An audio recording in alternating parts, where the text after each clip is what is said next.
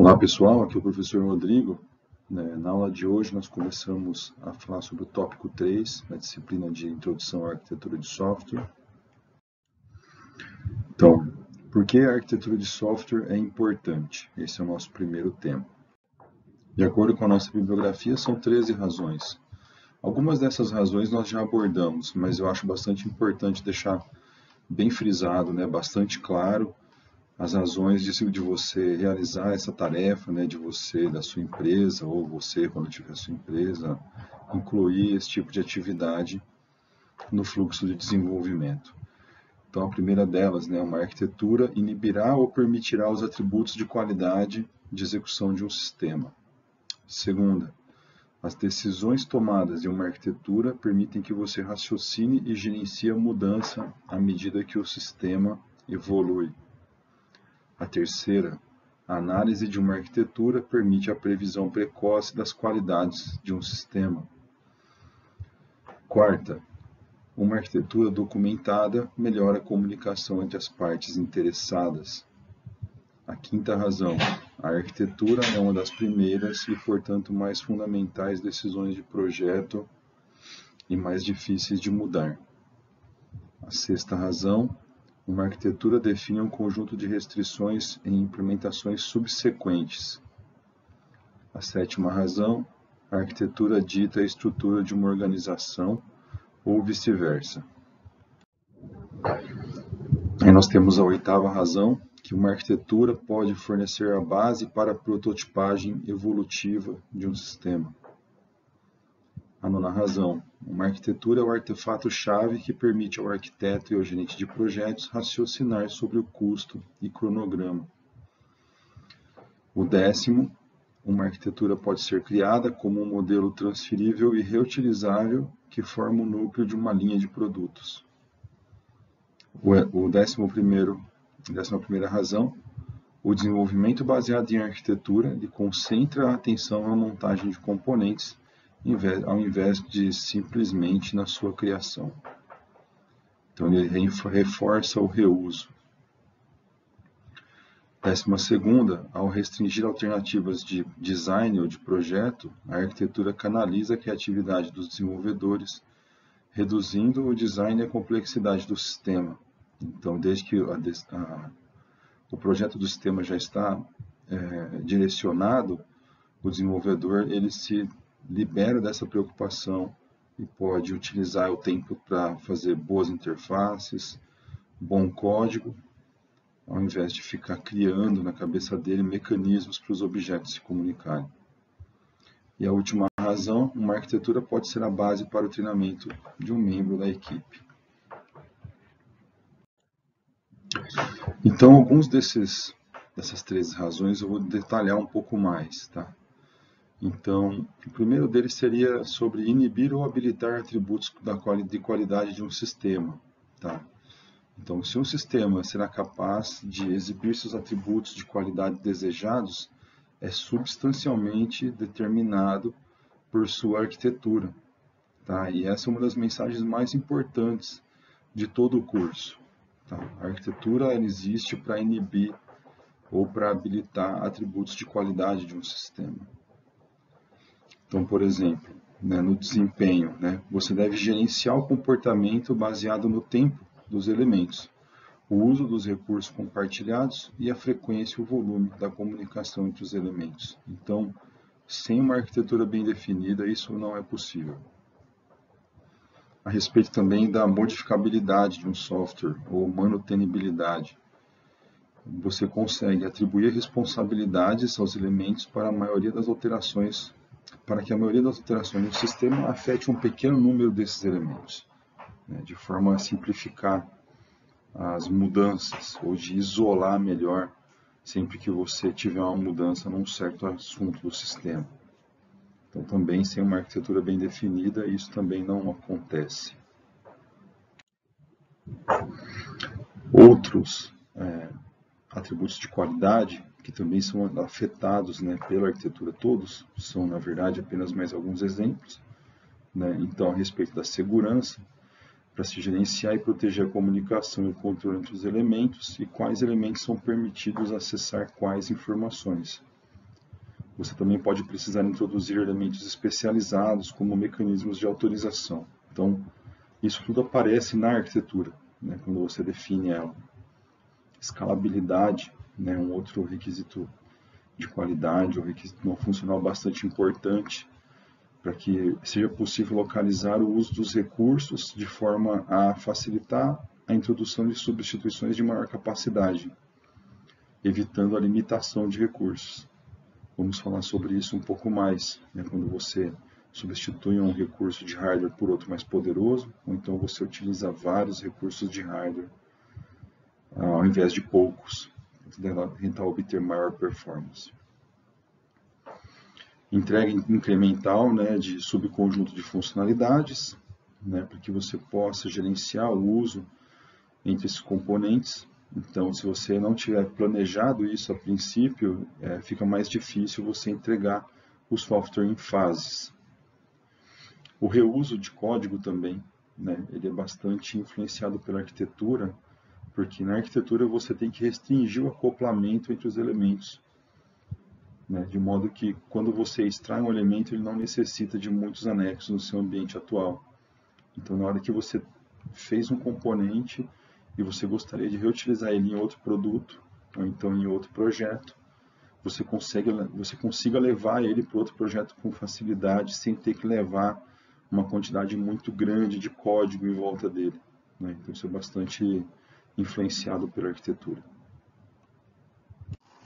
Ainda sobre o requisito não funcional manutenibilidade, é estimado que cerca de 80% do custo total de um sistema de software típico ocorre após a implantação inicial. Já foi mencionado alguma coisa a esse respeito, apenas deixando mais claro que isso é totalmente influenciado pela arquitetura, para se acomodar a novos recursos, para se adaptar a novos ambientes, ou correção de bugs e assim por diante.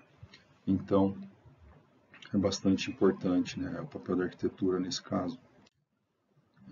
Toda arquitetura, ela particiona mudanças possíveis em 3 categorias. Mudanças de código mesmo, mudanças no sistema, né? Então, dependendo das decisões do arquiteto, pode tornar mais simples ou mais difícil realizar manutenções num software existente.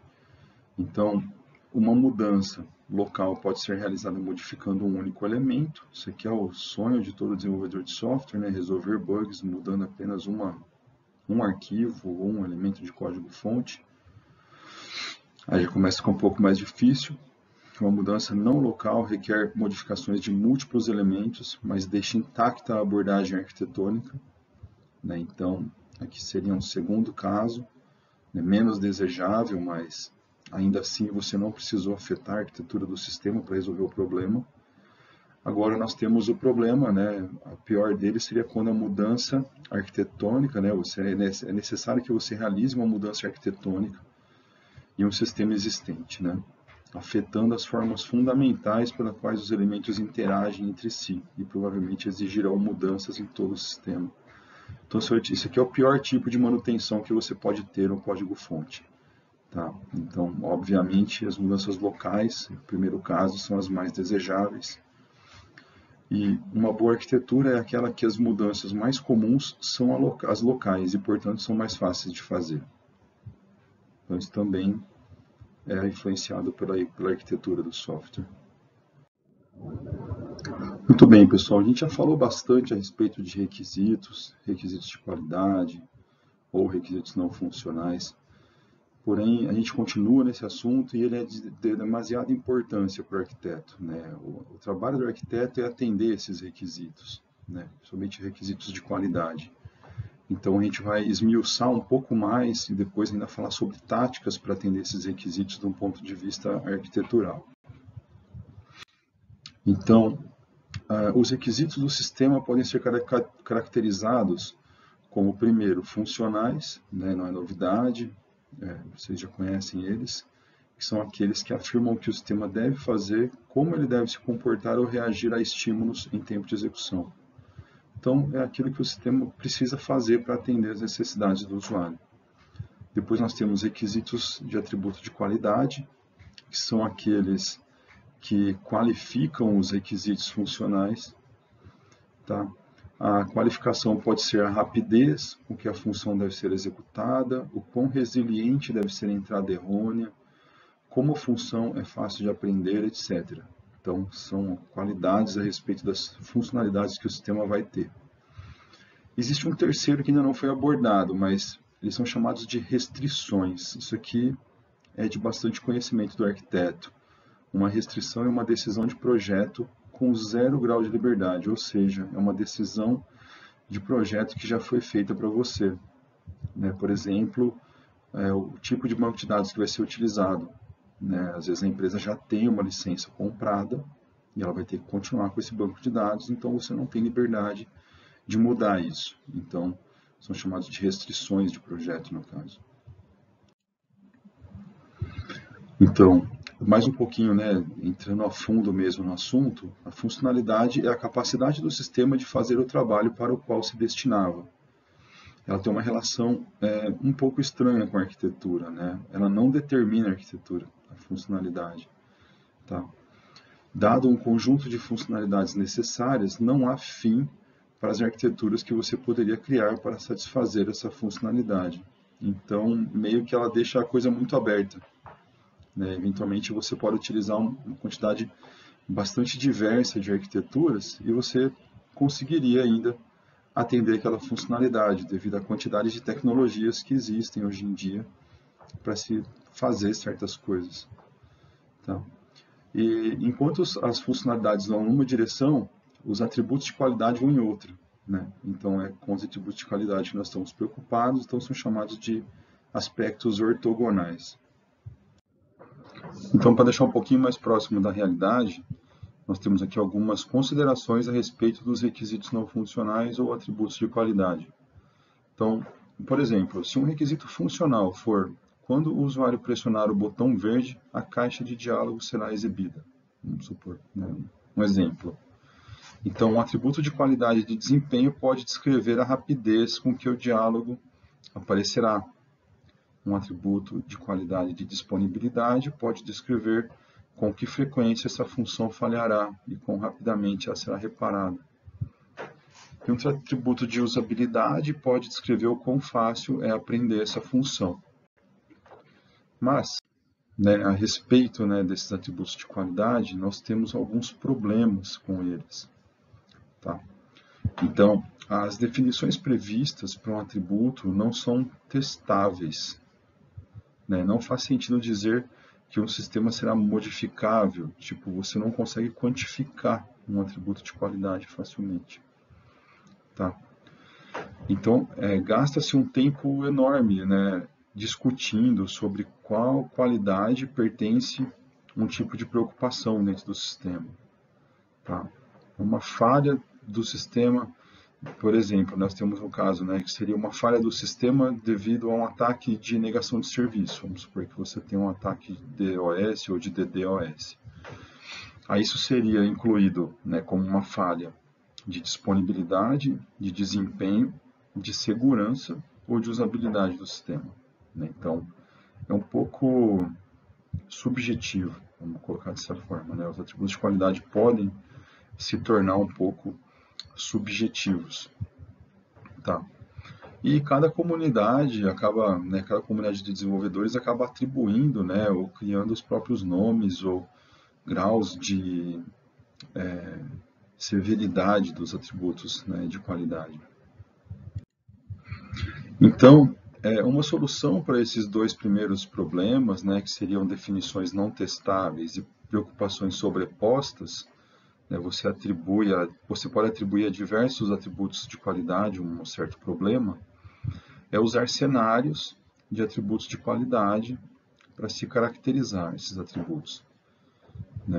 A gente não vai entrar fortemente nesses cenários, eles são um pouco muito detalhados, como é que eu vou dizer, a discussão técnica desses cenários. Nós vamos simplesmente utilizá-los. Tá? Então, depois vai ficar mais claro enquanto nós falamos sobre os requisitos. E uma solução para o terceiro problema é fornecer uma discussão de cada atributo no documento de arquitetura, concentrando nas suas preocupações, aquilo que realmente ele resolve a justificativa para aquele atributo, né, ilustrando os seus conceitos mais fundamentais. Então, muito bem. Então, ficamos aqui teoretizando a respeito, né, dos atributos de qualidade, dizendo que eles podem ficar um pouco nebulosos. Então, é interessante para se formar um arquiteto, né, que você traga para esse arquiteto experiência, né? E a experiência ela pode vir de duas formas. Ela pode vir através de táticas ou de padrões de projeto de arquitetura. Então, primeiro, nós vamos falar sobre as táticas para se atingir esses atributos de qualidade. E numa próxima aula falaremos sobre padrões de projeto de arquitetura. Então, existe uma coleção de técnicas, né, primitivas, não do ponto de vista que elas são antigas, alguma coisa assim, mas elas são fundamentais, né, para que um projeto de um arquiteto ele possa alcançar um atributo de qualidade. Né? Essas primitivas arquiteturais são chamadas de táticas arquiteturais. E as táticas, né, são técnicas que os arquitetos usam há muitos anos. Não estão sendo inventadas, né, não, as táticas, elas simplesmente são capturadas, né, dizendo o que os arquitetos fazem na prática para atingir requisitos não funcionais. Então, padrões de projeto, assim, existem algumas razões, né, para se utilizarem as táticas, né? Padrões de projeto de arquitetura, eles são mais complexos, eles são mais detalhados, né? Eles são um pacote de decisões de projeto, tá? Mas os padrões, eles podem ser mais difíceis de se aplicar, eles precisam então ser adaptados e modificados. Porém, quando você entende as táticas, né, você pode avaliar as opções para aumentar um padrão existente para alcançar uma meta de atributo de qualidade. Então, através da tática, você pode ajustar um padrão de projeto arquitetural, que vai ser um assunto de uma próxima aula. Eventualmente, se não existe nenhum padrão de projeto claro para atingir um certo atributo de qualidade, as táticas permitem que o arquiteto construa um fragmento de projeto a partir dos princípios fundamentais. Então, você pode, não ter um padrão de arquitetura nesse caso, né, para esse cenário. Então, ainda assim, você consegue aplicar essas táticas e melhorar requisitos não funcionais. E você catalogando essas táticas, você torna o projeto mais sistemático também, né? Não fica tão subjetivo, dependendo tanto da experiência do arquiteto. Então, você já, tipo, arquitetos menos experientes já conseguem atuar como se tivessem mais experiência, utilizando essas técnicas, tá? E facilita o projeto. Então, pessoal, vamos para o primeiro atributo de qualidade, a disponibilidade. Nem todos os atributos vão ser incansavelmente discutidos, apenas alguns mais importantes. Até porque o tempo ele é um recurso escasso para a gente. Então, comecemos com a disponibilidade, que é um atributo de qualidade bem importante. Então, o que seria a disponibilidade? Ela se refere a uma propriedade do software, de que ele está lá e pronto para realizar sua tarefa quando você precisar que ela seja realizada. Então, essa é uma perspectiva ampla e abrange o que normalmente é chamado de confiabilidade também. Então, é aquilo que a gente estava dizendo a respeito dos termos, né, do uso de termos similares e que as comunidades usam. A disponibilidade baseia-se na confiabilidade, adicionando a noção de recuperação, ou seja, reparo. Então, não basta não falhar, né? É importante não falhar, mas se falhar, ser recuperado rapidamente. Fundamentalmente, a disponibilidade é minimizar o tempo de paralisação do serviço, mitigando falhas. Então, a ideia é que a gente consiga evitar as falhas o máximo possível. Então, o que seriam táticas de disponibilidade? Então, Antes de a gente começar exatamente a falar sobre a tática, é importante definir alguns termos. Então, uma falha ocorre quando o sistema não oferece mais um serviço consistente com a sua especificação. Então, essa falha ela é observável pelos atores do sistema. É quando o sistema ele tem um problema e esse problema é perceptível pelos usuários. Porém, nós temos um outro termo ainda nessa área chamado de falta, que é diferente de falha. Tá? A falta, ou a combinação de faltas, tem o potencial de causar uma falha. E é isso que o arquiteto quer evitar, né? Que as faltas ocasionem falhas. Tá? Então, as táticas de disponibilidade permitem que o sistema suporte faltas, ele aguente, né? Ele não caia devido às faltas, para que os serviços permaneçam em conformidade com suas especificações, para que tudo continue funcionando apesar da ocorrência de faltas. As táticas elas impedem que as faltas se tornem falhas, ou pelo menos limitem os efeitos da falta e tornem possível o reparo. Então aqui nós temos as faltas acontecendo, né? Existem as táticas para controlar a disponibilidade e as faltas mascaradas ou o sistema entrando num modo de reparo, quando não for possível mascarar essas faltas. Então, aqui a gente começa com uma tática de detecção de faltas. Esse é o primeiro passo, você poder detectar as faltas. Você não esperar receber uma ligação do usuário dizendo que o sistema está fora do ar. Então, isso aqui é fundamental para a disponibilidade, você ter mecanismos de detecção de faltas. Então, primeiro, o ping, também chamado de eco, que seria um par de mensagens, você enviando uma solicitação e o sistema enviando uma resposta trocada, eventualmente entre nós, entre aquele nó que faz a verificação da disponibilidade e aquele que está sendo verificado. E é usado para determinar a acessibilidade e o atraso de ida e volta pelo caminho da rede associada. Então, avalia primeiro se o sistema está no ar, e o quão rápido ele está respondendo.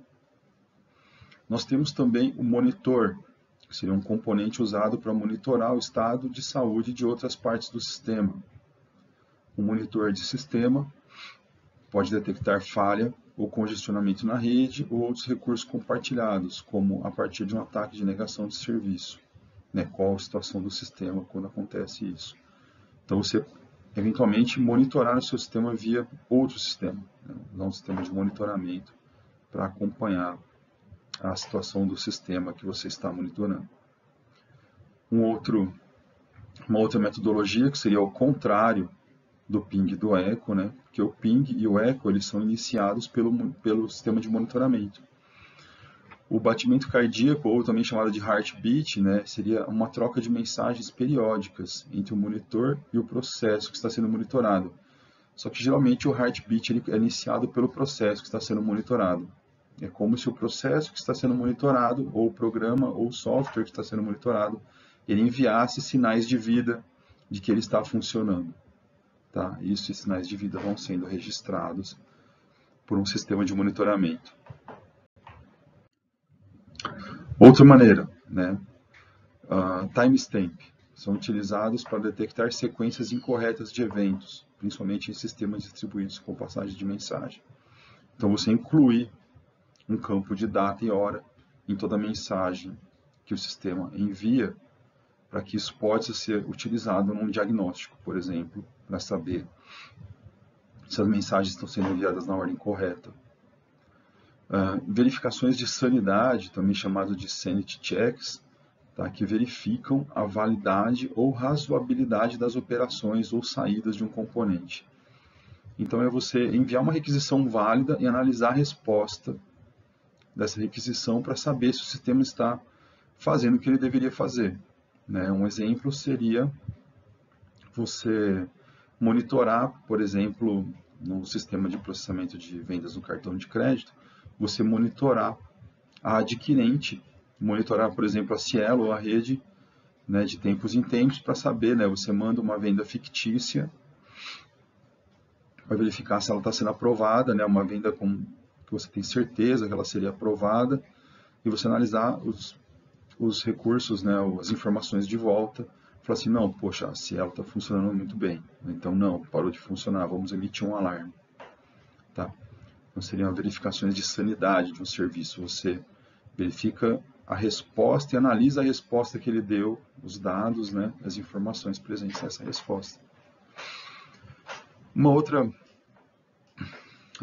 tática, né, para detecção de falhas seria o monitoramento das condições, né, você monitorar infraestrutura, né, você monitorar uso de memória, as condições de uso daquele processo. Aquele processo precisa de recursos, você monitorar esses recursos. Nada mais importante, né? Se você tem um container Java rodando num servidor, ele precisa de memória, ele precisa de CPU. Então você tem mecanismos para monitorar o recurso computacional também, né? Não somente o software em si, com pings, com heartbeats, né, com verificações de sanidade, mas também aquele recurso computacional necessário para o seu software funcionar. Então isso também ajuda na detecção de falhas, porque o seu software pode falhar por falta de recurso de hardware. Tá? Então ele também deve ser acompanhado para se detectar situações de falha.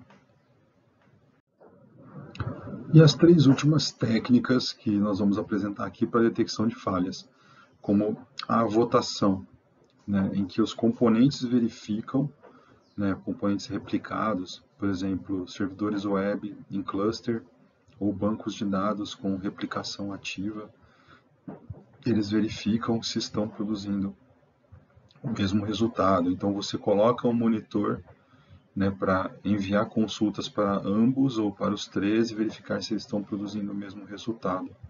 Então existem várias opções, né, para se fazer isso, né, que são a replicação e a redundância funcional.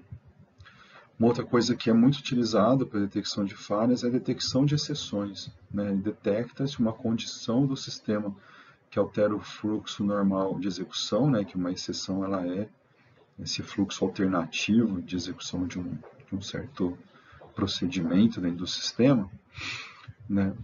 Ele verifica várias informações a respeito dessas exceções, né? Validando parâmetros, por exemplo, tá? Tempo limite para resposta.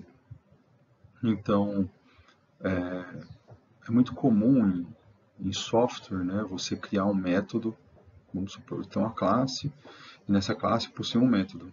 E esse método ele precisa de argumentos. Então, tem se tornado cada vez mais importante você validar os argumentos de entrada de um método, né, para saber se eles estão chegando da forma como eles deveriam.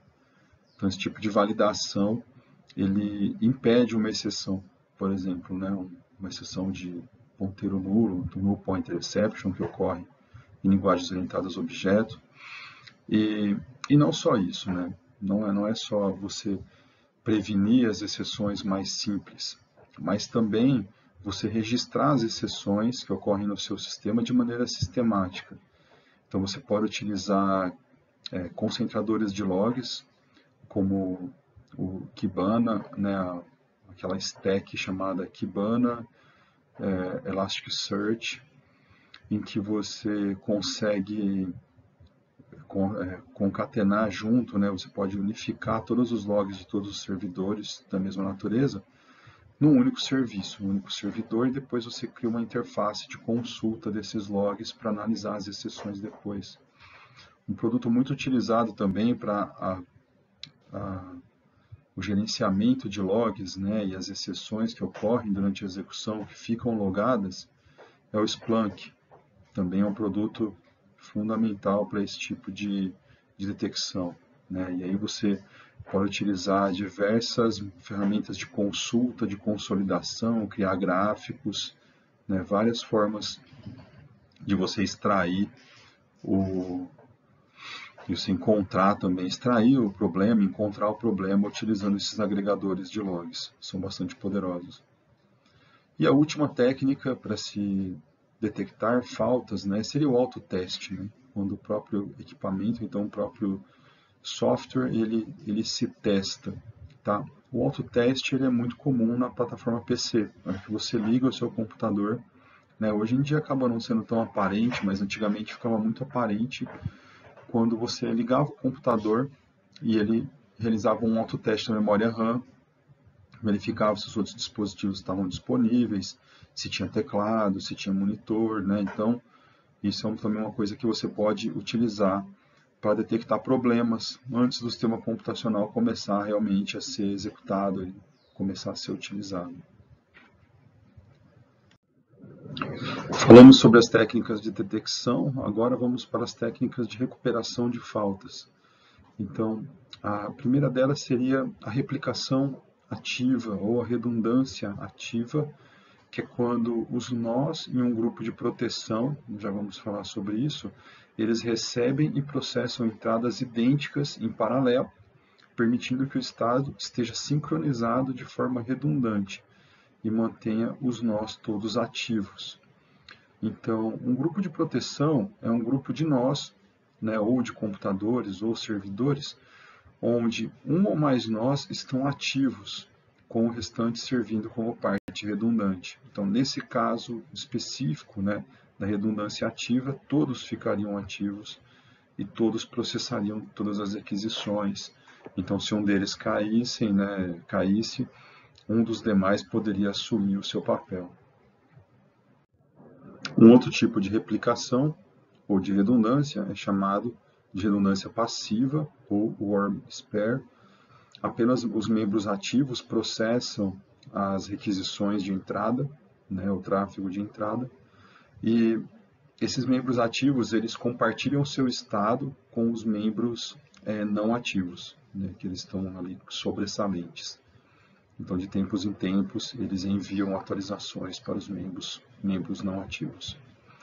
Isso pode ocorrer em algumas situações quando a replicação ativa não está disponível, ou então quando você não tem hardware apropriado de rede para fazer uma replicação ativa, em que você conseguiria enviar todas as requisições para todos os equipamentos sempre.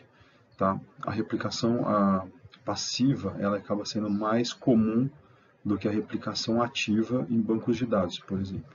É bem mais normal você encontrar, bem mais fácil você encontrar no banco de dados que podem ser configurados com replicação passiva. Depois nós temos a técnica, né, do uso de peças, de partes ou de servidores sobressalentes, também chamado de cold spare. As partes redundantes de um grupo de proteção permanecem fora de serviço até que ocorra um failover, que seria a mudança, né, quando você percebe a falha e que você precisa ativar os recursos redundantes.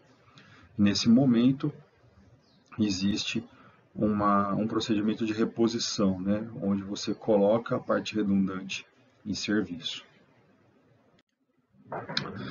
Outras técnicas para se recuperar de faltas, né, o tratamento de exceções. Você lida com aquela exceção ou reportando ela, né, simplesmente logando aquela exceção ou manuseando aquela exceção, tentando fazer o procedimento novamente, tentando fazer de uma outra forma, enviar para um outro servidor, né?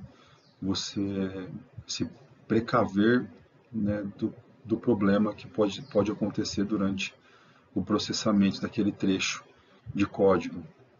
Uma outra técnica seria a reversão de estado, né, que seria você recuperar um backup, por exemplo. Né? Você chega numa certa situação em que ela é indesejável e insustentável e você precisa reverter aquela situação. Então você teria que retornar para a situação anterior, chamada de linha de reversão. A atualização de software também, né, pode ser que você, atualizando o software, você tenha a resolução de problemas. Né? Às vezes você acaba acontecendo uma falta, aí aquele bug, aquele problema é corrigido e o sistema é atualizado. Então, pode ser uma alternativa. Outras alternativas ainda, para se recuperar de faltas, no caso. o retry, né, que seria retentativa, quando o fracasso ele é apenas transitório. Trabalhei numa equipe de desenvolvimento de software para transferência de dinheiro de uma empresa chamada Western Union, e era necessário que uma aplicação Java Web se comunicasse com o mainframe da empresa. E lá você tinha, né, nessa fase de comunicação, você tinha essas retentativas de envio da transação para o mainframe, porque a rede não era muito confiável. Então, isso pode ser uma técnica interessante. Uma outra maneira, você pode ignorar o comportamento defeituoso, né, desde que ele não ocorra com frequência, né, e depois tratar o problema, né, e ignorar, por exemplo, aquelas ocorrências. Uma outra maneira é a degradação, quando você tem múltiplas cópias do mesmo serviço, né, múltiplos servidores web, num cluster de servidores web, por exemplo. Você permite uma degradação do serviço, onde um dos servidores fica fora do ar, tá? E aí você consegue manter o sistema com menos servidores funcionando, tá? A reconfiguração também pode ser necessária, onde você atribui, né, você reatribui atividades para outros nós do sistema, mantendo o máximo de funcionalidades disponíveis. Esse tipo de comportamento ele acaba sendo bastante utilizado em clusters de containers, como Docker, por exemplo, né? Ou então o pessoal instala Kubernetes, né, para se fazer um cluster de microserviços, coisas assim. Então, é um serviço que se torna autogerenciado, ele percebe se existe algum problema na rede, ou então algum problema com algum servidor, ele isola automaticamente aquele servidor, ele retira aquele servidor do cluster e cria cópias dos containers necessários nos outros computadores, atualiza DNS e tudo mais. Então, são técnicas que podem ser utilizadas também. Então, já pensando nas técnicas de prevenção, né, e até mesmo de reparo, então nós temos o problema da reintrodução da parte faltante. Então, imagine que você tem um servidor de banco de dados, né, com uma réplica passiva. Então, você tem um servidor que atende né, as requisições dos clientes e um que fica sincronizado com o primário. Quando o primário cai, o secundário entra. Só que, eventualmente, nós vamos ter que retornar ao primário, ou nós vamos simplesmente tornar o secundário, o secundário passa a ser o primário, e você introduz uma nova cópia. Então, para você poder reintroduzir o componente que apresentou problema no sistema, sem causar falta também, porque você voltar ao servidor em operação, você pode causar um problema no sistema. Então, você pode manter esse componente funcionando como se fosse uma replicação passiva também, né? Um modo sombra, onde o componente atualizado, né, ele entra no modo sombra por um tempo pré-definido antes de reverter o componente de volta para a função ativa. Uma outra maneira é você ressincronizar estado. O parceiro de redundância, né, ele ele envia essas informações para os componentes que vão ser reativados, né, para que eles possam ficar no estado de prontidão e posteriormente serem reativos. Falamos então sobre a detecção de faltas e falamos também sobre a recuperação de faltas, mas precisamos ainda falar sobre a prevenção de faltas. Então, uma das primeiras medidas é você monitorar os seus equipamentos, os sistemas, os servidores, e você adquirir uma base de conhecimentos de qual que é o padrão de funcionamento desses servidores enquanto eles estão funcionando bem, como o tempo de resposta, né, quantidade de falhas que ele apresenta por hora, coisas assim. E você começa a perceber que esses componentes aumenta o tempo de resposta significativamente, começam a aparecer mais falhas, mais problemas durante sua execução. Então, antes que ocorra um colapso total da capacidade daquele componente, você remove ele de serviço. Obviamente, você pode precisar adicionar outro no lugar daquele, mas aquele componente que está apresentando sintomas de que ele começará a gerar faltas, você remove ele de operação. Uma segunda técnica seria o uso de transações. Transações são meios de você agrupar atualizações para que as mensagens trocadas entre os componentes distribuídos elas sejam atômicas, consistentes, isoladas e duráveis. As transações são muito conhecidas de desenvolvedores que fazem aplicações que acessam bancos de dados relacionais. Então, quando você tem a atualização de várias tabelas para uma mesma atividade, você pode adicionar uma transação englobando essas atualizações de forma que ou todas ocorrem ou nenhuma ocorre.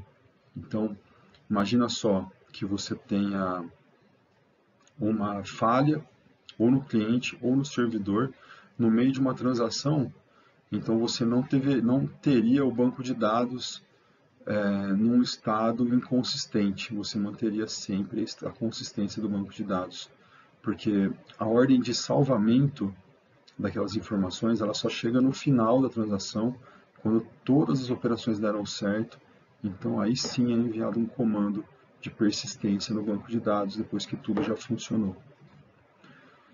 Uma outra maneira de você prevenir faltas é monitorar o estado de um processo, para que ele verifique se ele está operando, como já foi dito, nas condições adequadas e tomar ações corretivas quando forem detectados problemas nesses processos. Ainda sobre a prevenção de faltas, podemos aplicar a técnica de prevenção de exceções, evitando que exceções comuns e que possam ser prevenidas ocorram. Então, como exemplo, podemos utilizar os null pointer exceptions, ou ponteiros nulos, bastante comuns em linguagens orientadas a objeto, onde podemos validar a ausência de informações, utilizar comandos if para verificar se realmente aquela informação existe, se ela está presente naquele lugar em que nós achamos que ela esteja, utilizar técnicas de validação de objetos nulos em tempo de compilação. Hoje em dia existem anotações que podem ser colocadas para criar uma noção de contrato mais firme em relação ao aceitamento ou não de referências nulas na passagem de argumentos de funções. E também podemos usar o mesmo recurso, ou um recurso parecido de validação, para validar os parâmetros de entradas de métodos, aqueles parâmetros que são obrigatórios, para que eles não venham como nulos. Também é necessário validar o estado durante a execução de métodos para testar premissas. Imagina que você tenha um sistema que tenha processamento de pedidos, e você esteja recebendo um pedido, então validar se aquela loja que está recebendo o pedido está em horário de funcionamento, por exemplo, ou então validar se aquela loja que está recebendo o pedido ela está ativa no sistema, se aquela busca no banco de dados realmente trouxe registros, então o uso de exceções como o illegal state exception, então exceção de estado ilegal, quer dizer que durante o processamento foi percebido que existe um problema de dados, os dados não estão presentes, ou então eles estão em estado que não devem ser utilizados, então você lança uma exceção desse tipo, ou então você cria um caminho para a exibição de uma mensagem de erro, nesse caso, mais previsível dentro do sistema. Uma outra coisa que é bastante importante e que pode prevenir faltas é o controle dos recursos durante a programação, o fechamento sistemático de recursos abertos, como arquivos, não podemos deixá-los abertos, conexões HTTP que são abertas para enviar requisições para microserviços, né, acesso, né, a banco de dados, conexões com o banco de dados também devem ser sistematicamente fechadas e tomar bastante cuidado com esses recursos do sistema, né, as conexões, os arquivos, eles devem ser bem controlados e você abriu, usa e fecha. Tá? Também devemos levar mais a sério as exceções que somos obrigados a tratar no código. Tá? Não é simplesmente relançar para o método acima sem pensar seriamente o que está sendo feito. Então, são algumas coisas que podem ser feitas em nível de código para se prevenir as exceções. Bom, pessoal, são essas então as táticas para se lidar com a disponibilidade ou a alta disponibilidade. Tá? Essas táticas elas são categorizadas na detecção, recuperação de faltas e prevenção de falhas. As táticas de detecção dependem de se detectar sinais de vida, né, dos componentes do sistema computacional, para você saber qual que é a situação desses componentes em determinado momento. As táticas de recuperação elas estão mais relacionadas com a redundância, com replicação, né, você ter componentes extras para assumirem o lugar daqueles que falham. E as táticas de prevenção a falhas, elas dependem bastante da remoção daqueles elementos que podem estar prejudicados, né, da sua arquitetura, antes que eles apresentem falha, e limitação do escopo das faltas, né, você conseguir deixar mais containerizado esse escopo o máximo possível para que você consiga lidar com ele de forma que o seu sistema não saia todo fora do ar por causa de uma falta.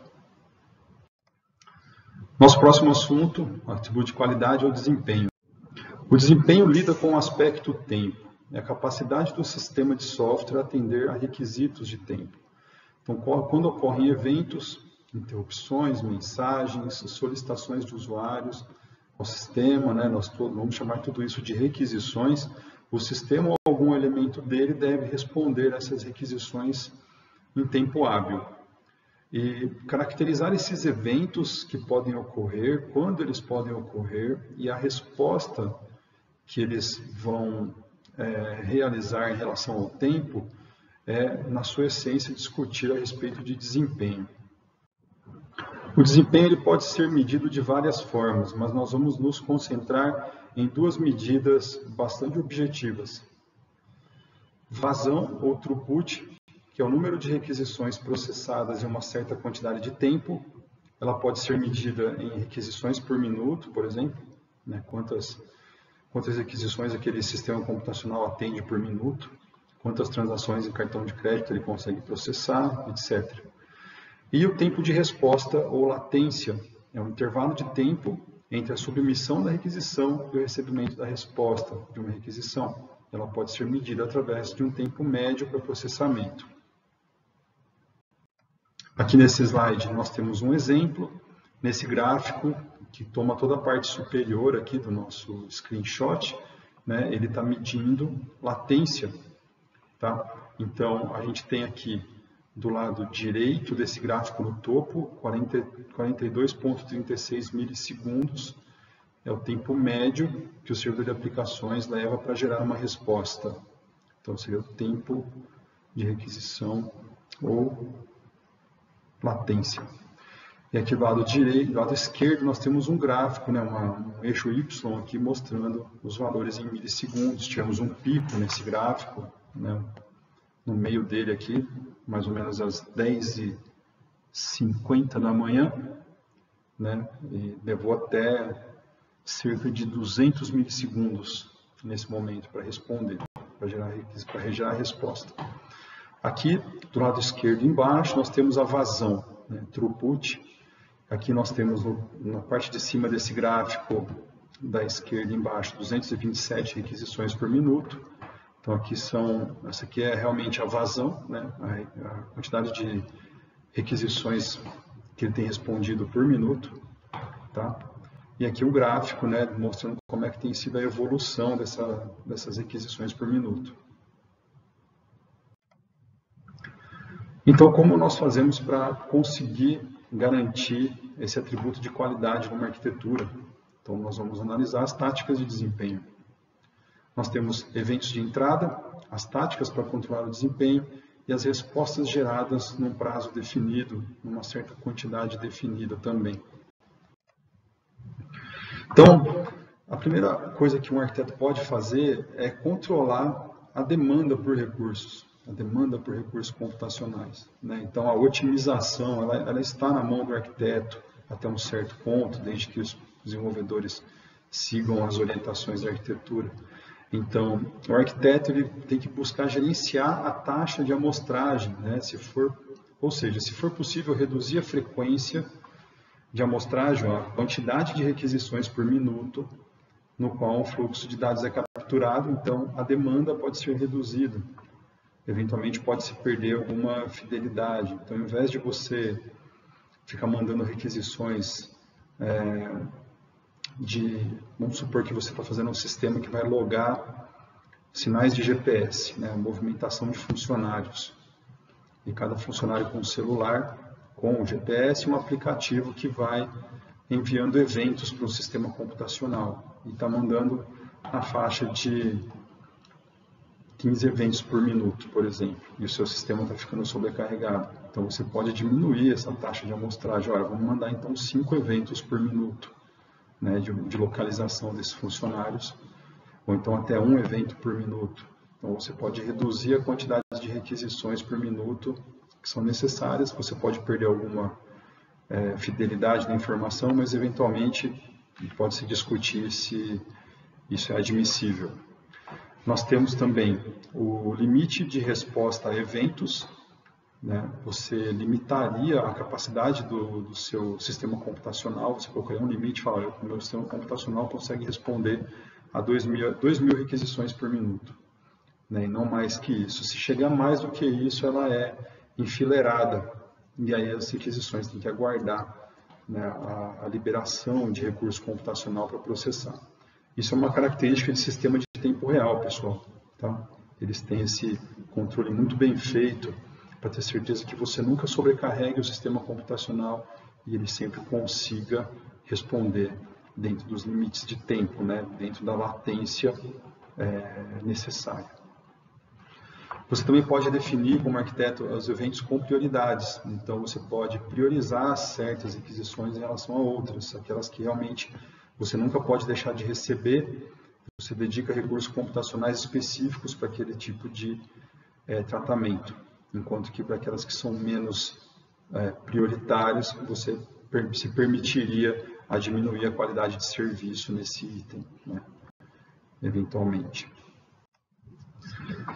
Então, com isso, você pode também, né, reduzir a sobrecarga, eventualmente em sistemas distribuídos, é bastante comum o uso de intermediários, né, como se fossem filas, para processamento de transações. Então, intermediários entre o banco de dados e o código de negócios, né, como frameworks de persistência.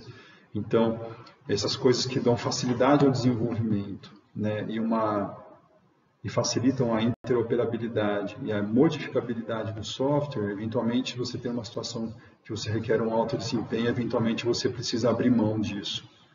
Teve um sistema que eu trabalhei na HP, que ele tratava cerca de 2 milhões de eventos por dia. Parece pouco, né? Mas nós tivemos que tirar o framework de persistência desse sistema e lidar diretamente com o banco de dados para conseguir maior performance. Então, são coisas que eventualmente você acaba tendo que fazer. O limite de tempo de execução, né? Isso aqui é uma coisa muito controlada por DBAs, que controlam bancos de dados. Às vezes os clientes, né, os usuários enviam comandos de consulta muito extensos, ou que estão consumindo muito recurso computacional. O DBA tem o direito de consultar isso e cancelar esses comandos, porque eles podem prejudicar todo o sistema computacional. Uma outra maneira também é aumentar a eficiência do uso da computação, melhorando algoritmos, fazendo a escolha por linguagens de programação com maior performance, né, que aproveitam melhor a arquitetura. Então, também são coisas que podem ser feitas pelo arquiteto de software. Uma outra frente que o arquiteto de software pode atuar, né, não só na economia dos recursos, mas também no aumento do recurso computacional. Então, existe a escalabilidade vertical, onde você adiciona, você troca os processadores por máquinas mais rápidas, coloca mais memória, troca mecanismo de armazenamento para soluções mais rápidas. Então, são alternativas. Outra alternativa é aumentar a concorrência, né, onde você tem a escalabilidade horizontal. Então, você aumenta o paralelismo, né, a quantidade de requisições que podem ser atendidas ao mesmo tempo, colocando múltiplos computadores, múltiplos servidores, né, que dividem o trabalho todo em várias máquinas que realizam esse trabalho. Tá? E você aumenta a quantidade de threads, você aumenta a concorrência. Infelizmente, com o aumento da concorrência, você também corre o risco de aumentar a contenção, que é o tempo que uma thread fica aguardando para um recurso ser liberado. Um exemplo comum é uma thread que vai atualizar o banco de dados, aguardar a liberação de uma tabela ou aguardar a liberação de uma linha numa tabela.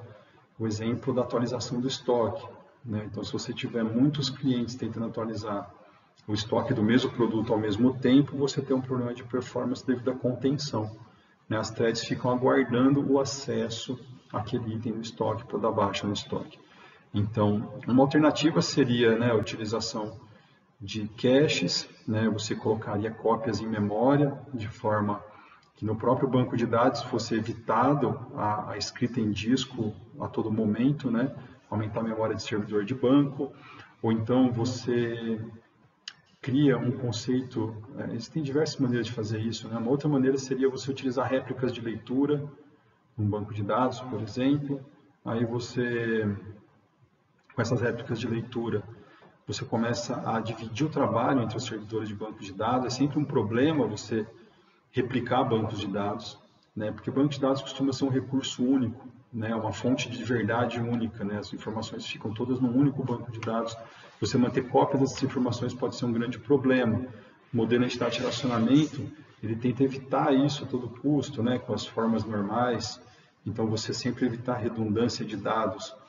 Mas, se você trabalhar com, por exemplo, réplicas de leitura, você tem o banco de dados principal, onde os dados são modificados, tá? E os selects, eles são redirecionados para outros computadores, para outros servidores que mantêm replicados, né? Mantêm o estado, sempre copiando o estado da máquina principal.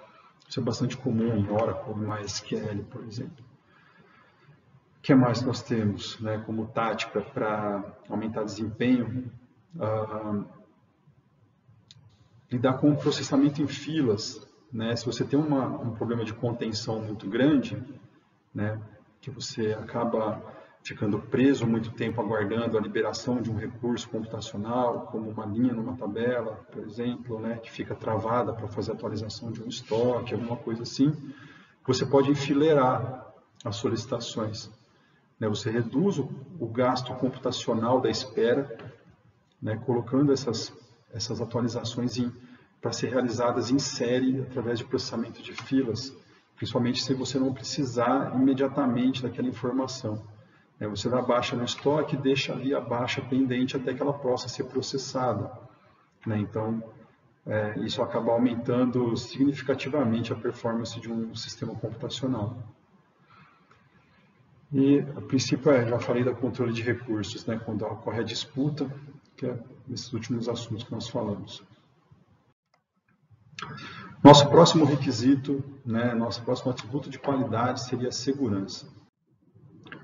Então, pessoal, a segurança é uma medida da capacidade do sistema de proteger dados e informações contra acesso não autorizado, ao mesmo tempo em que fornece acesso a pessoas e sistemas autorizados. Uma ação tomada contra um sistema de computador com a intenção de fazer mal é chamada de ataque e ela pode ocorrer de várias formas. Pode ser uma tentativa não autorizada de acessar dados ou serviços, ou modificar dados, ou ainda pode ser destinado a negar serviços a usuários legítimos, já que a pessoa não consegue invadir, ela sobrecarrega o sistema computacional para que os usuários legítimos não consigam usar. Isso é chamado de negação de serviço, ou então Denial of Service. A segurança tem 3 características principais, chamadas de SID. Primeiro, a confidencialidade, que é a propriedade que os dados ou serviços estão protegidos contra acesso não autorizado. Por exemplo, um hacker não pode acessar suas declarações de imposto de renda em um computador do governo. Integridade é a propriedade que dados ou serviços não estão sujeitos à manipulação não autorizada. Por exemplo, sua nota não foi alterada desde que seu instrutor passou a nota para você. A disponibilidade é a propriedade que o sistema estará disponível para uso legítimo. Por exemplo, um ataque de negação de serviço não impedirá de encomendar um livro numa livraria online. E aqui nós temos as características que suportam o CID, ou a SID. Primeiro, a autenticação verifica as identidades das partes em uma transação e verifica se elas são realmente quem elas afirmam ser.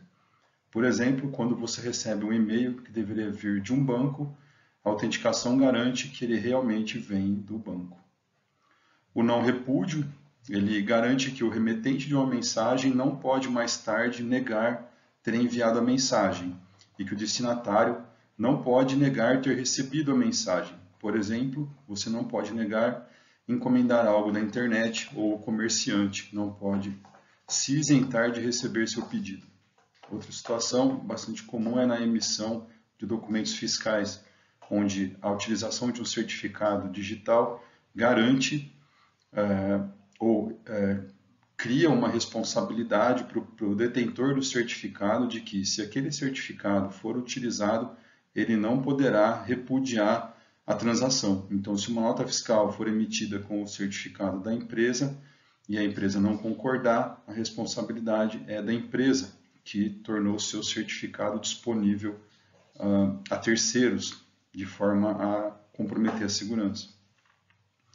A autorização também concede ao usuário os privilégios de realizar uma tarefa. Por exemplo, um sistema bancário online autoriza um usuário legítimo a acessar a sua conta. Então, onde os usuários eles recebem funções ou atribuições de funções. E a atividade que é autorizada depende bastante do nível de autorização que aquele usuário possui. Bom, sobre as táticas de segurança, então. Um método para se pensar sobre segurança de um sistema é pensar na segurança física de qualquer empresa ou residência, algo que você gostaria de proteger na vida real. Então, instalações seguras, elas têm acesso limitado a elas próprias, O uso de muros, cercas elétricas e uma portaria para identificação das pessoas que vão entrar. Meios para detectar intrusos, como, por exemplo, o uso de crachás, o uso de alarmes, câmeras, sistemas de monitoramento, são esses alguns métodos. Ele também existe, para esses locais seguros, mecanismos de dissuasão, por exemplo, a disponibilização de guardas armados, viaturas, muros muito altos, que dificultem a entrada, que não seja através da portaria, e assim vai. Existem também mecanismos de reação, como o travamento automático de portas, quando o local ele tem a sua segurança comprometida, a desligar a energia, ou então impedir que qualquer pessoa saia do prédio. Você cria mecanismos para reagir àquele problema. E mecanismos de recuperação.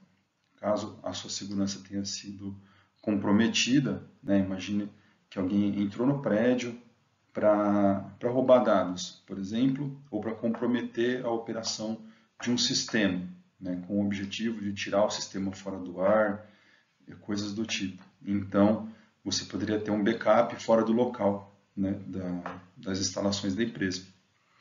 Então, isso nos leva a pensar em 4 categorias de táticas para lidar com a segurança.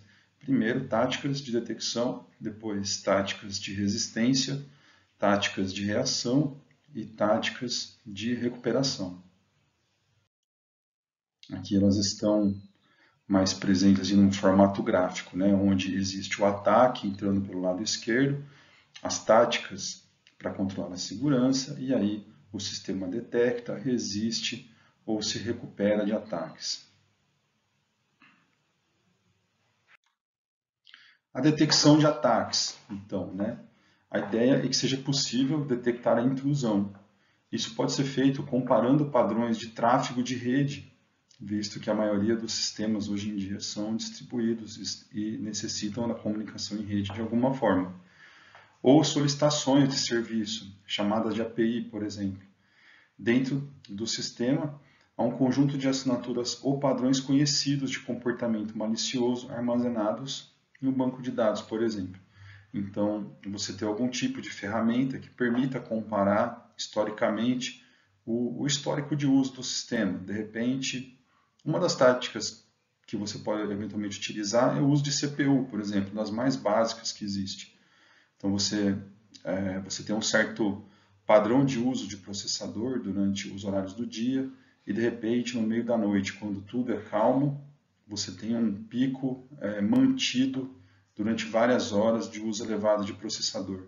Então, isso já serve como um alerta de que o seu sistema pode estar sendo atacado, né? Ele pode estar sob ameaça, alguém tentando realizar transações que não deveriam, alguém tentando forçar a entrada e realizar tarefas com uma má intenção. Então, também existe a detecção de ataques de negação de serviço, né? Onde você compara a assinatura de tráfego de rede que entra no sistema com perfis históricos de ataques conhecidos de negação de serviço. Isso é mais eficientemente,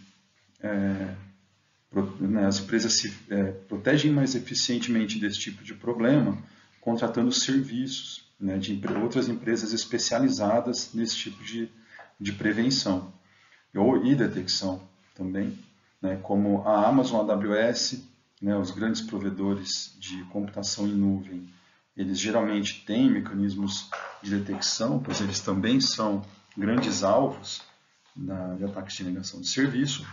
Você tem também outras empresas que fazem esse tipo de trabalho, como o Cloudflare, por exemplo.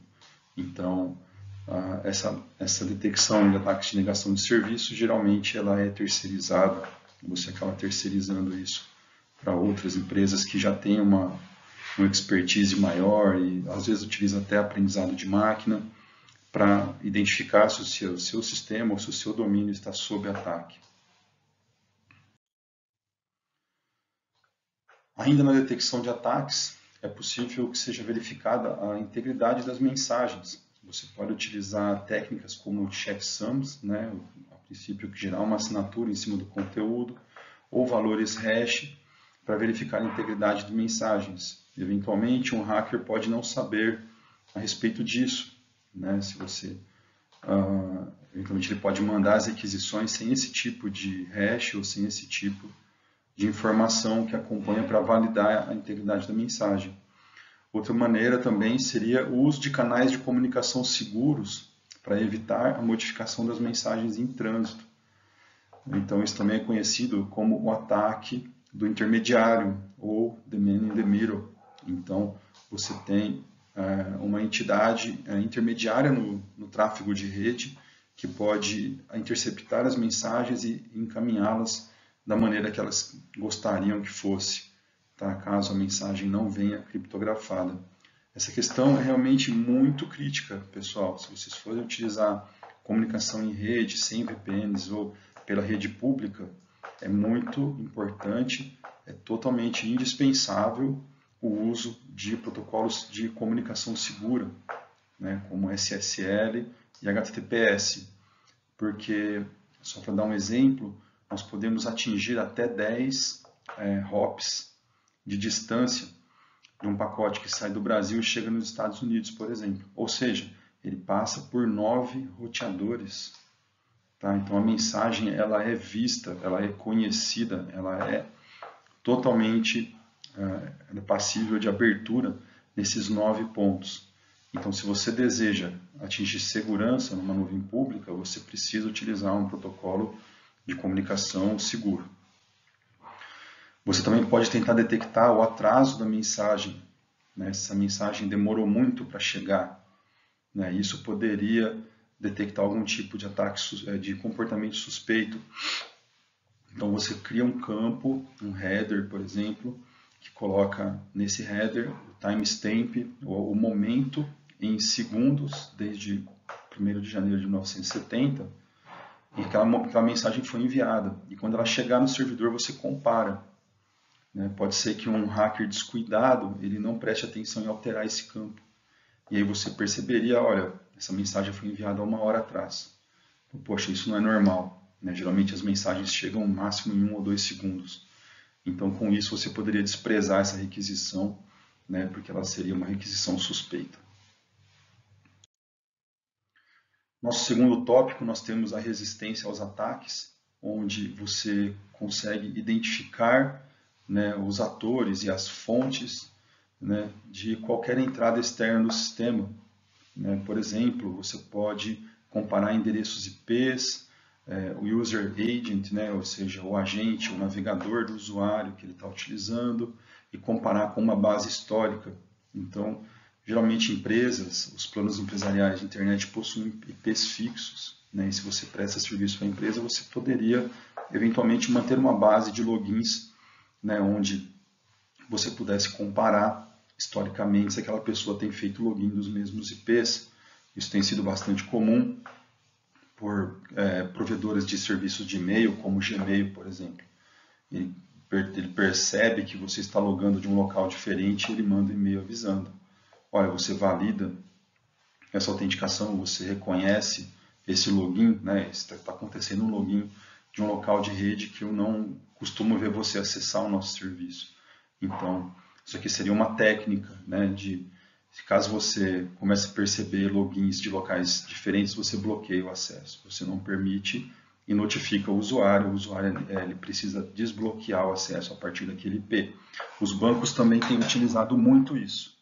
Se você instala o aplicativo do Itaú, por exemplo, acessa de um IP diferente, eles podem reagir de forma diferente, né? Solicitar uma autenticação, pedir para você ir até a agência, desbloquear seu acesso e coisas assim. Uma outra forma de você resistir aos ataques é a autenticação dos atores, né? A autenticação de atores, onde você se certifica de que um ator, sendo ele usuário ou um computador remoto, seja realmente quem ou o que ele pretende ser. Né? Você utilizar credenciais de acesso, e-mail e senha, um token que é gerado quando é criada a conta, né? Caso você esteja utilizando um acesso via API, serviço de renovação de token. Então, de tempos em tempos, né, utiliza-se um token master que gera o token temporário que fica disponível por algum tempo. Então, a autenticação ela é indispensável também. Tá?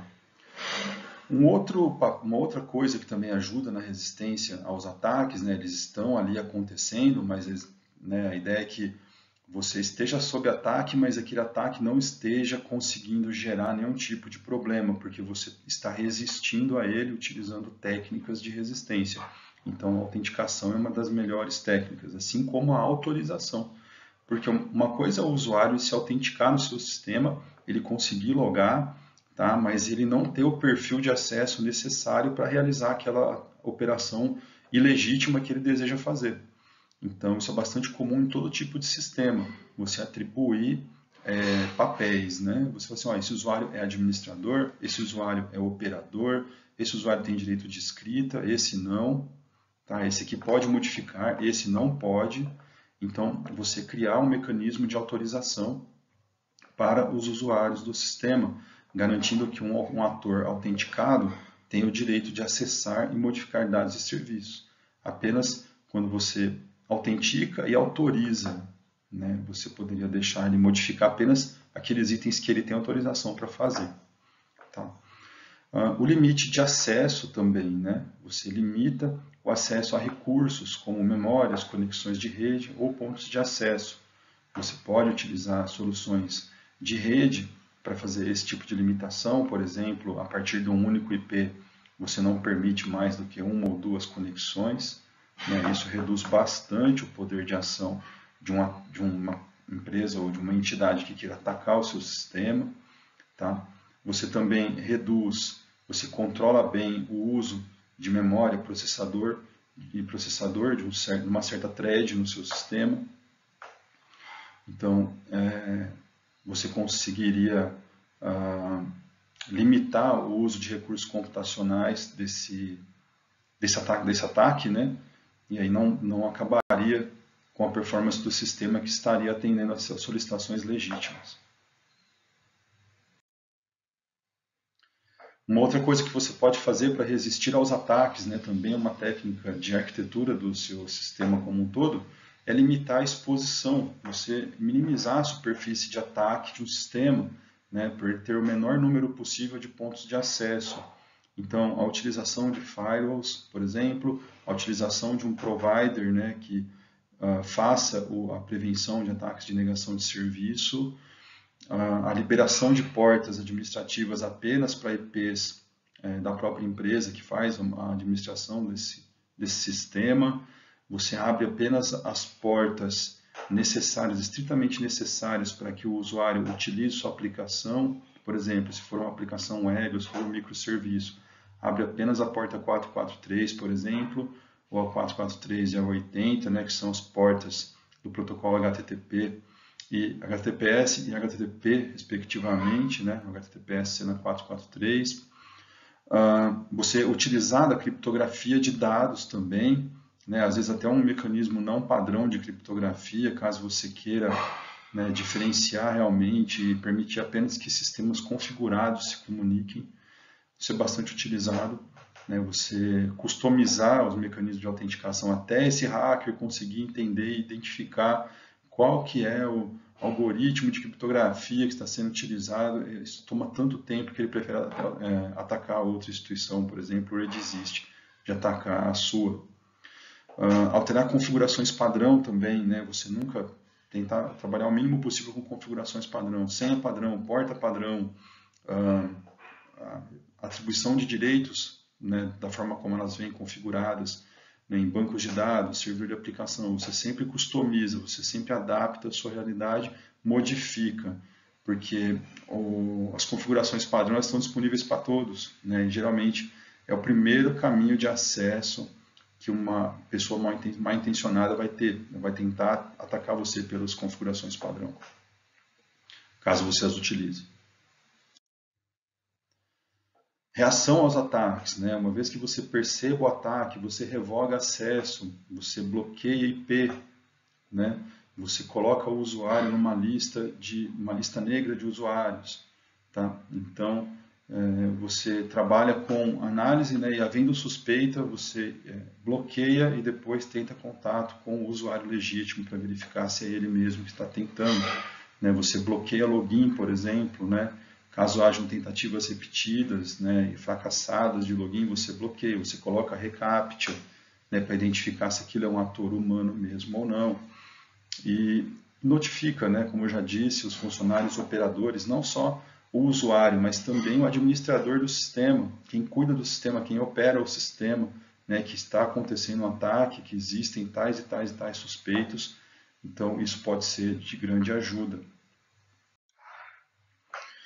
Por último, a recuperação dos ataques, né? Vamos supor que tudo falhou, realmente foi possível realizar o ataque no sistema informatizado que você desenvolveu. Você mantém um registro, uma auditoria daquilo que aconteceu, né? Você registra para que no futuro aquilo possa ser bloqueado e dificultado. E também você tenta utilizar de backups para essa situação, né? Recuperação. Você sempre tem que ter um plano de recuperação, caso tudo se perca, né? Criar imagens dos computadores, fazer o backup dos dados, backup diário, por exemplo, né? Utilizar métodos confiáveis de recuperação e pensar sempre na janela de recuperação, para que a recuperação não seja muito lenta ou num ponto muito atrás no passado, né? Então, a questão de você criar rotinas diárias, né? Eventualmente um dia ou uma parte de um dia pode ser até tolerável por algumas empresas, né? Outras não, outras você vai ter que bolar mecanismos mais elaborados de proteção de dados e de recuperação, porque às vezes não é permitido perder nenhum minuto de trabalho. Então isso faz parte da arquitetura do sistema, e você, como arquiteto, no papel de um arquiteto, você tem que identificar essas situações para que a sua empresa tenha sucesso no mercado. Outros atributos importantes de qualidade. Então, a implantabilidade, né, está preocupada em quão fácil é colocar o executável em produção, né, colocá-lo em contato para ser utilizado mesmo. Mobilidade lida com problemas de movimento e acessibilidade da plataforma, como tamanho de display, tipo de dispositivo de entrada, disponibilidade de volume de largura de banda e duração da bateria, né? Então, se você estiver trabalhando com dispositivos móveis, isso tudo pode se tornar uma preocupação para você. Integridade conceitual, né? Existe a questão de se manter uma consistência na arquitetura em si, né? Para que a arquitetura ela não seja degradada, né? À medida que você vai evoluindo e aumentando o sistema, a arquitetura vai se perdendo. Isso é ruim, tá? Depois dificulta bastante a manutenção e o tempo de vida do sistema. Capacidade de monitoramento tem que ser simples, tem que ser fácil monitorar, né, os sistemas, a maioria deles necessita disso, principalmente aqueles que vão ficar na nuvem. A seguridade, né, o quão seguro é o software no ponto de vista de saúde e de levar a ferimentos das pessoas, né, ou perda de vidas. Então, se você estiver trabalhando com softwares onde existe essa possibilidade, isso aqui é uma preocupação das maiores que existem para você. Em sistemas físicos, né, como aeronaves, automóveis, utensílios de cozinha, você tem que ter uma quantidade de atributos de qualidade que vão ser importantes, como o peso, o tamanho, né, o consumo de energia, a saída de energia é um risco para as pessoas, né? A saída, né, se gera poluição ou não, tá? Eventualmente, se você estiver criando um sistema misto entre hardware e software, isso aqui também passa a ser uma preocupação para você. A arquitetura ela pode ter um efeito substancial sobre os atributos de qualidade de um sistema, como já foi dito. E aqui, pessoal, para a gente finalizar nossa aula de hoje, isso aqui é uma lista padrão de atributos de qualidade, de acordo com a norma ISO IEC 25010, tá? Então, você tem aqui uma lista de atributos, né, categorizados, como, por exemplo, adequação funcional, né, completude funcional, exatidão funcional, adequação funcional, performance eficiente, comportamento temporal, utilização de recursos, capacidade, compatibilidade, consistência, interoperabilidade entre os sistemas. Aqui o de usabilidade, né, acessibilidade, apreensibilidade, né, o quão fácil de se aprender o sistema, estética, né, da interface do usuário, operabilidade, reconhecimento apropriado e aí vai, né, nós temos requisitos na área da confiabilidade, na área da segurança, na área da manutenibilidade e da portabilidade. Então, caso alguém queira se aprofundar nos requisitos de qualidade de um sistema, pode dar uma olhadinha nessa norma. E é isso, pessoal. Agradeço a sua atenção até aqui. Espero que tenham entendido, tenha valido a pena. E fico à disposição de vocês. Um grande abraço.